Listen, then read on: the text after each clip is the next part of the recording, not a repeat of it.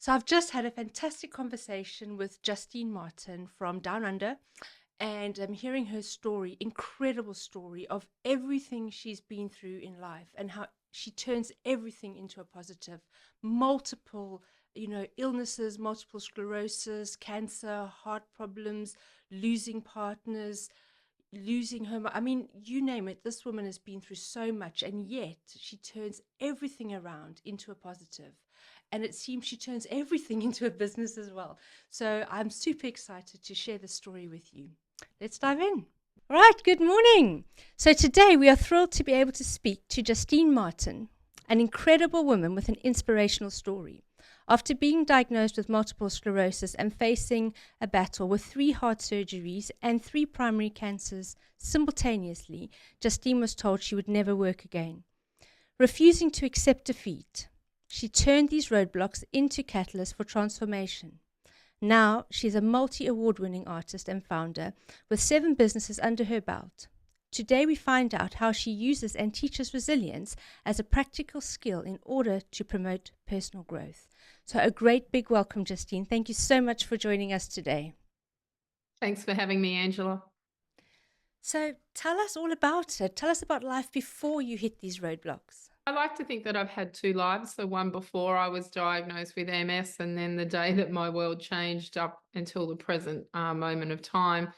So in my previous life, I had lots of different jobs. I mean, I'm a mum of 2, so my children are now adults and married themselves. So my previous life was raising my children. I was a program director for Jenny Craig. I owned my own clothing store.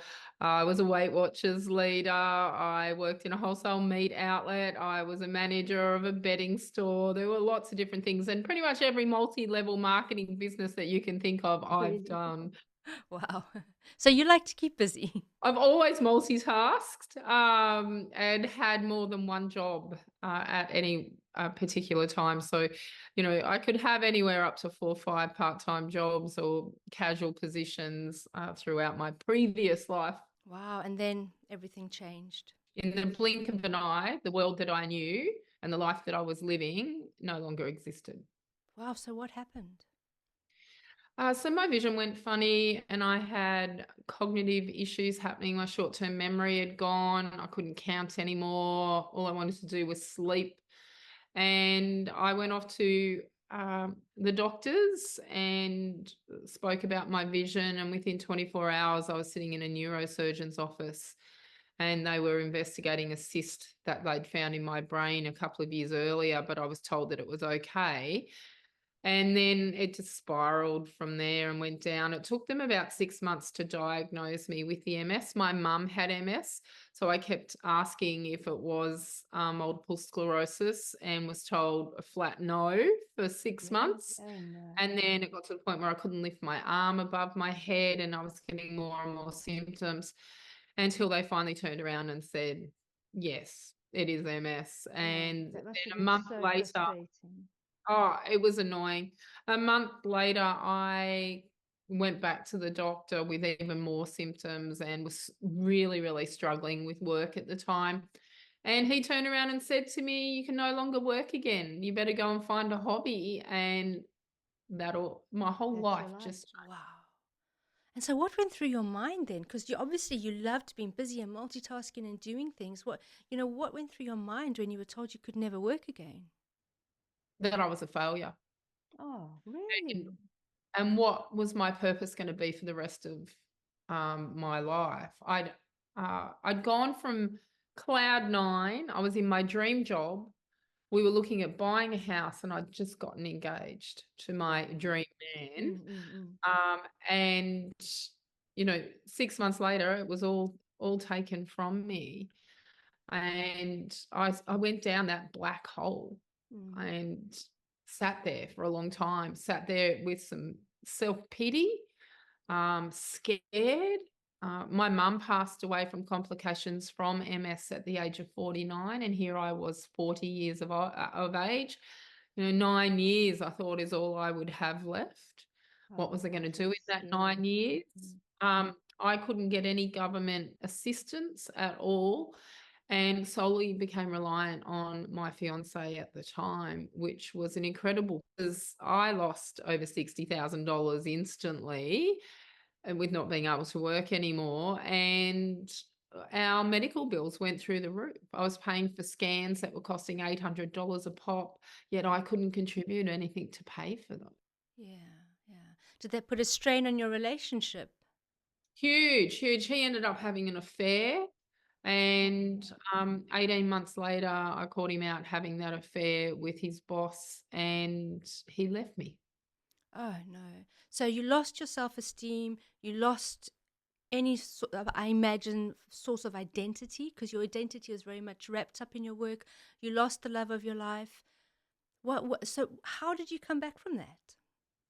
I picked up a paintbrush, literally. Had you painted prior? I'd painted hobby ceramics, which was a craze over here in Australia back in the early 1990s. And I was very good at that. I used to supply 5 stores with my work. So that was my only form of artwork. But I used to just think of that as colouring in with paint, because someone else had made the sculpture. And I'd always wanted to learn how to paint, but I'd never found me time. I was always so busy looking after the children and my partner and work, that there was no self-care, very little self-care in there as well. And, having a hobby is a self-care. And Exactly, so yeah. when my neuro said to me, oh, you better find a hobby, I'm like, oh, I've always really wanted to learn how to paint. Thought I'd do it when I retired, but I was forced into early retirement with no income. My anxiety levels went through the roof. As you said, my self-esteem, everything suffered. And it took me 4 months to actually walk through that art studio door. So every week I would drive to the art studio, which I might add that my girlfriend ran. So it wasn't as if it was like a room full of strangers. I knew one person that was Yeah, going to yeah. be there. So what was causing that block?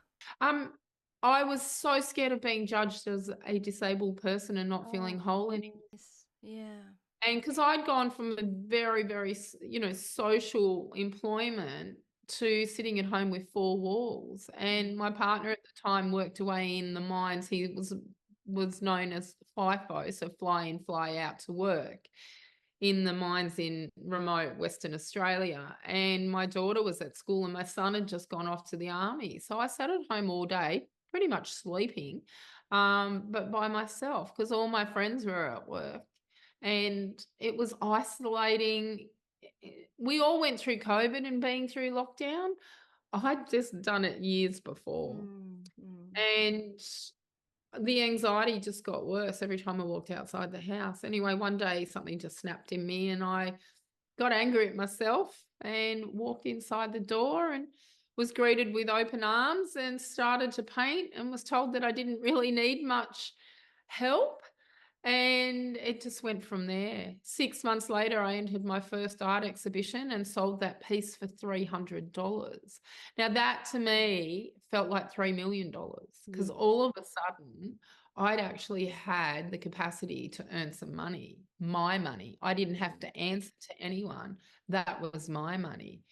And then from there, it just started to grow. And that little snowball is now like an avalanche. Wow.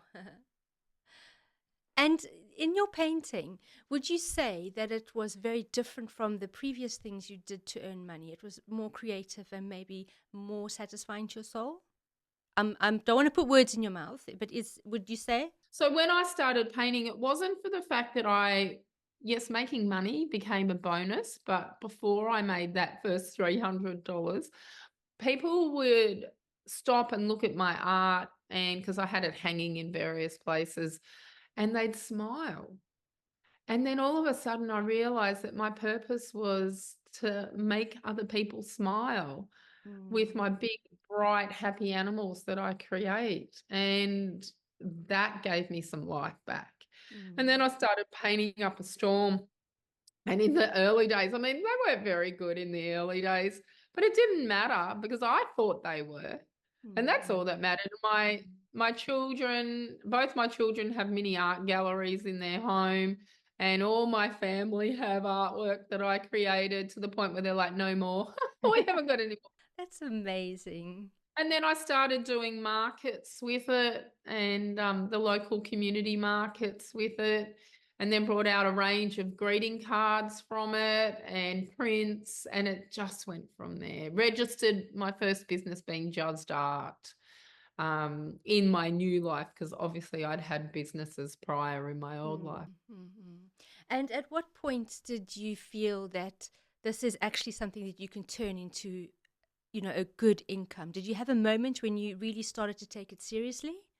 Yeah, when I sold that first piece. That was it. Yeah.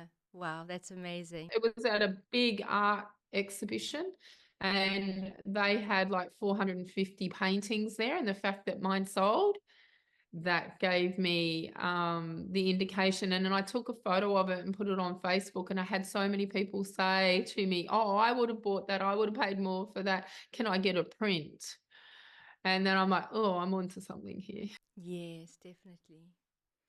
And in your whole journey from then until now, have you had any, real women who have championed you, or cheerleaders, or mentors, anybody that stands out that has helped you in your journey? So many, so many. Any in particular stands out?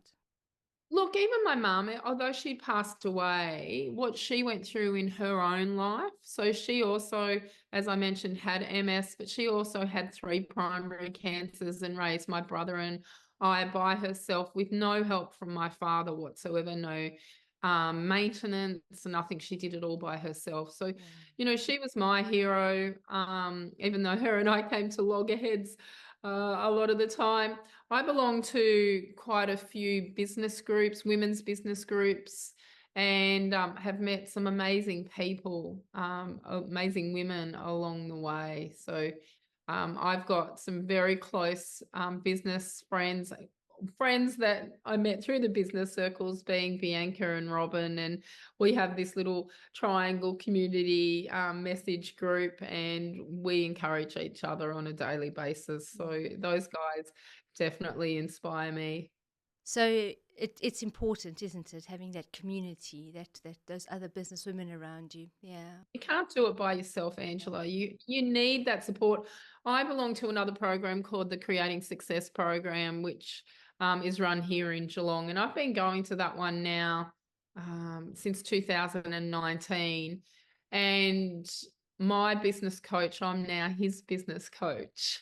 Oh, wow. So we had a flip and A we flip. bounce off each other. Which has been really nice. And in that, however many years it is, because I still can't count properly. Um, Oh. yeah, I've missed one meeting. So they're bi-weekly meetings, twice a week. And I've missed one meeting since 2019. So when I commit to something, I commit to it. Mm, And that's been a game changer going into that program mm. for it. So when I joined, I only had 2 businesses. Now I've got the 7, but we say there's top 5. There's top 5 businesses. There's Yeah. 2 that are. So that was going to be my next question. How did you go from painting to now as you say, you have 7 businesses? How many awards? I lost count. Numerous 20. awards. Wow. So how did you go just from that day when you picked up the paintbrush to that moment when you sold your first painting to where you are today?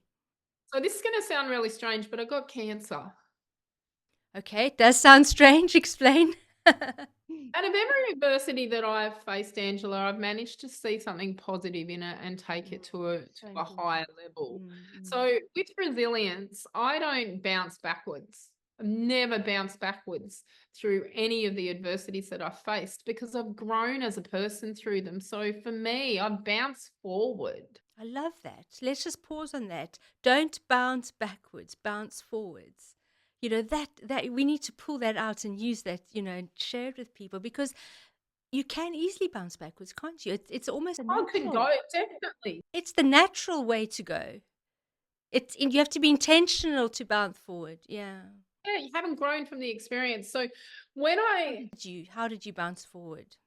Well, I had the 3 cancers at once. So I had melanoma, lymphoma, and leukemia, plus Wow, 2 other that's a blood lot. conditions at the same time, and MS at the same time.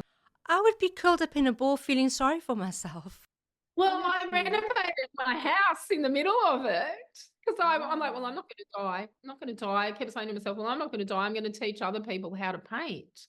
I need to put a studio in. I need to put an art studio. I want to create more. And at that particular time, I couldn't even bend my fingers anymore because of the mixed cryoglobulinemia and all my toes. And then I taught myself how to finger paint through the middle of all of that. And now I teach finger painting classes for adults. That's amazing. So again, out of the adversity, bounce forward, finger painting. And when I got through the 2 years of absolute hell, and it was hell, it wasn't easy, people asked me what my secret was. And I didn't know. I had no idea. Mm, I just mm, did me. And, I mm, listened to lots of podcasts and read books and when my vision was working and just kept focus on what kind of future I wanted. And then resilience mindset was born. wow. And so, building a resilience mindset, I got the tagline of being the queen of resilience after everything that I've been through. And we went from there. And at that particular stage, I was a MS ambassador here in Australia, and which was a non-paid job. So I'd volunteered for them for about 8 years. And someone said to me, you should be getting paid for this. Mm, And I'm like, oh, they said, oh, you're really good on the stage. You should be out there telling your story. And then all of a sudden, my purpose changed. mm, So my purpose with building resilience mindset and then Justine Martin speaker was that by telling my story gives other people hope, gives them hope that you can get through the adversities that you're facing and that life won't be the same, but it could be better. yeah. Wow, that's so powerful because it's so easy, to give up on life and yourself. I just with one of those things that you faced, let alone all of them. So what would your top tips be for somebody who's right in the midst of the hell, right in the middle, and have no clue how to get out of it? What would your top tips be for them? Well, the first one is to find a resilience coach like me Yeah, because you do definitely. not build resilience without help and support. No one ever has, no one ever will. You need that support behind you, whether it's family, friends, or a professional. And I still seek counselling every 2 to 3 weeks and have done so Oh, for the last wow. 12 years. It's not my family and friends' responsibility for me to verbally diarrhea dump it all out to them Mm. of what's going on in my mind and my body. And if you don't take care of your mind first, then your body isn't going to follow suit. I'd love to pause there. This is an interesting thought. So it's not your family and friends' responsibility. So would you say by going to counseling every so often or regularly as you do, you're actually protecting your family and friend relationships? Yes, because I was my mum's carer. So I saw both sides. I've seen both sides of what it's like to be a carer of someone that has an incurable, invisible disease. And now I'm that person with that incurable, invisible disease. And I want my daughter and my son to have as natural a relationship with me as mother and daughter, mother and son, not mother and carer. And I'm sure it also helps them to see you as mum, not to see you as disabled or ill or struggling. You know what I mean? Like with those labels, they're just like, you're my mum. Because that I think this is such a powerful thing that, that's why I'm kind of want to talk around it. Is you've got to know who to speak to, who to dump dump in inverted commas on, who you can let go with, and which relationships you need to protect. I think that's really important, key to life, isn't it? Oh, it is. And without judgment, I can go in Mm. to Suzanne and tell her she's the person on the planet after 12 years that knows me better than anyone else. She knows the insides of me like you wouldn't believe. And I can't tell her furfies. I can't lie to her and try and get away with it because she knows. And if I say something, I know that look, she gives me that mum look and that finger. or she will point the finger at me, and I'm like, "Oh, I'm in trouble here." And we have that relationship now, and it has been phenomenal, to have that rapport with her, and that I know that she's on speed dial, that if something was to go wrong, I could ring her and I can get in sooner than what, my normal appointment actually is, because she's been there through every diagnosis that I've had except for the MS one, because obviously, I went to her about 18 months after I was diagnosed. And everything else that I've been through, I've been through domestic violence. 4 years ago, had my arm broken. 2 years ago, my current partner I found dead on the floor. So Oh, there isn't an adversity that I haven't faced. mm. And people come to me, I'm like the mother tree, so to speak. So many people are attracted into my energy and what I do. And again, that comes back to, my purpose is to give other people hope. Yeah. So going back to your top tips, so find a resilience coach. What with the second one, counseling? The next one would be, counseling, and a hobby. You got to have a hobby. Hobby. Yes, brilliant. Yeah. And I think that should, yeah, hobbies should apply to people regardless whether they're in a difficult situation, going through life. Or exactly. I often find when I'm mentoring business women, one of the questions in the initial, meeting is what you do for fun. And so many business women can't answer that question. But they say, but work is fun. I'm like, yes, work is fun, but you've got to also do something that's completely not work. And so, how So much in my mhm, case, Angela, every hobby I've picked up, has um, become work business? has become a business.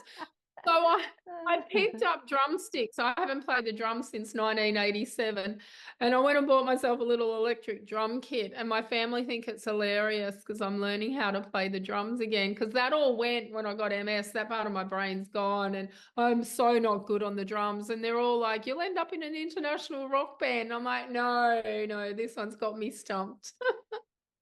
Oh, wow. Finding a hobby is very important, and we learnt that through COVID when we're in lockdowns. Yes. It's only so much TV that you can actually watch, That's mind-numbing so true. TV.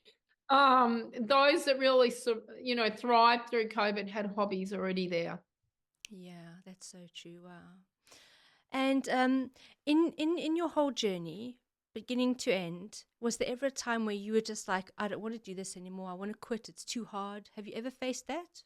Never. No, Wow. no, no. Very few people can say that. Most people have always had a point where they want to quit. Yes, but I've said it, but in the back of my mind, I'm like, stop bullshitting yourself, Justine. You're not quitting. You're not a quitter. I'm never a quitter. Yeah. So you've had it, but it's just been fleeting rather than a real crisis. It's just been a fleeting thought that you've popped out of your head. Yeah, Wow. it was never really gonna quit. It might be on a pity party for an hour, and then like, all right, we need to think outside the square here, guys. What are we doing? Yeah. And then again, out of all those times where you might have that, I've had that fleeting, oh, this is all too hard. Or I've lost a big client and we've just dumped, $20,000 in an instant. It's like, okay, this now has forced us, what are we going to do? How are we going to replace that income? What are we going to do? Mm-hmm. And things have grown from it. I mean, for the fact that I wrote a children's book and illustrated it and then submitted it off to 31 publishers and got 5 contracts back, which was pretty good odds, apparently. Yes, really good. But when I read through, because I'd illustrated it and they were my illustrations, when I read through all the contracts, they weren't going to let me use my illustrations for anything else or any artwork that was similar to it. Now, my art component is a big chunk of my income. Mm. And I thought, well, that's not going to work. How am I going to continue making money with my art and my sculptures if they won't let me use that particular type of art? And I left the room. We were in a team meeting at the time, and I left the room to go to the bathroom. And I was gone a minute, and I came back, and I went, "We're going to start a publishing business." And my team's like, "What? Are Oh you my serious? You've goodness. only gone for a minute?" And I'm like, yes, and that's all it takes for a good idea. Now, let's action it. What do we need to do in order to do this? And by the end of our session, we realized one of us was going to have to go do a publishing course. So that was me. I signed up that night and started a publishing course. And within about 10 weeks, we published our first book Wow. by starting that publishing business. And it's just grown from there. We've got 3 books coming out in September that are all other people's books. So they're not my books anymore. They're other people that are coming through Morpheus Publishing. So again, out of an adversity that I was facing, something big and wonderful came from it. Wow. Okay, let's pause here. Not everybody can do what you do, okay? So people watching this, people listening, don't feel like you have to live up to this crazy lady's amazing ambition. But what would you say, Justine, seriously, on a serious note, what do you have in place to ensure that you don't overdo it, that you don't take on too many businesses? Because clearly everything that comes your way you can turn into a business, but you shouldn't turn everything into a business, because you have a capacity, right? You have a limit. We're at our limit. Are you, pardon? You're at your limit. We're nearly at our limit.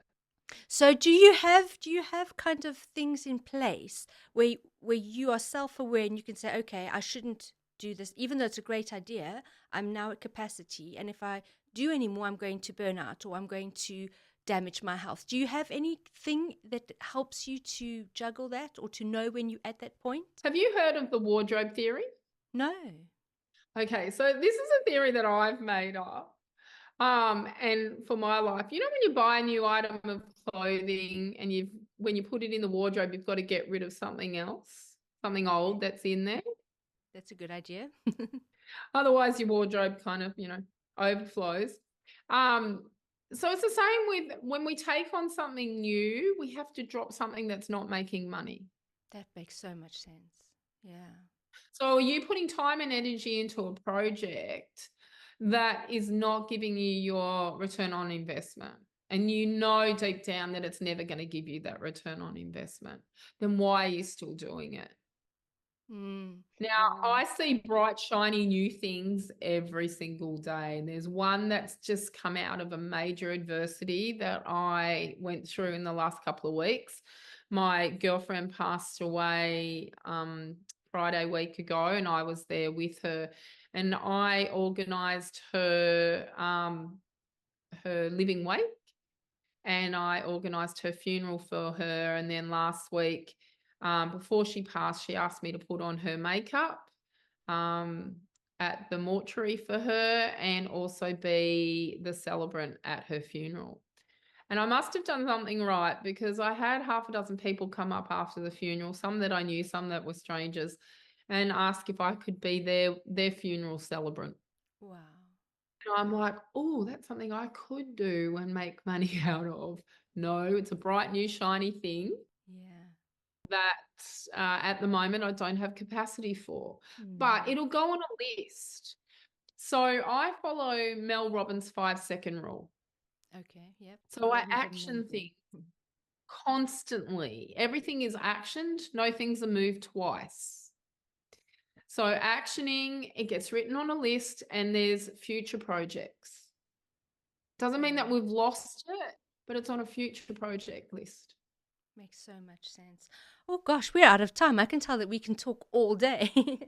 So let's continue the conversation on your platform. So where do we find you so we can continue this conversation online? So the easiest way to find me is on Linktree under Justine Martin Corporation, and you'll find all the businesses on there. I am on LinkedIn as well as Justine Martin and Justine Martin Corporation. There's 2 profiles on there, or you can just search Justine Martin Australia Resilience, and I come up on Google as well. So Brilliant. I'm over. We've got 12 social platforms, so 5 websites. So take your pick. Okay, we'll do some digging. Well, it was absolutely lovely to chat with you, and you're just such an inspiration. Thank you so much for sharing your story with us. Is there any closing remark, any top tip you want to leave our ladies with? There's two things. I would just like to say thank you for the 10 Top Voices Award. I was totally blown away by being named in the top 10. So thank you to everyone that Yes. was responsible for that. And I just want to leave you with a quote that I have and I've made up about time. So time is the most precious commodity on the planet. You can't buy it, sell it, borrow it, or reuse it. So be careful on what you spend it on and who you spend it on. Wow. And on that profound thought, thank you so much.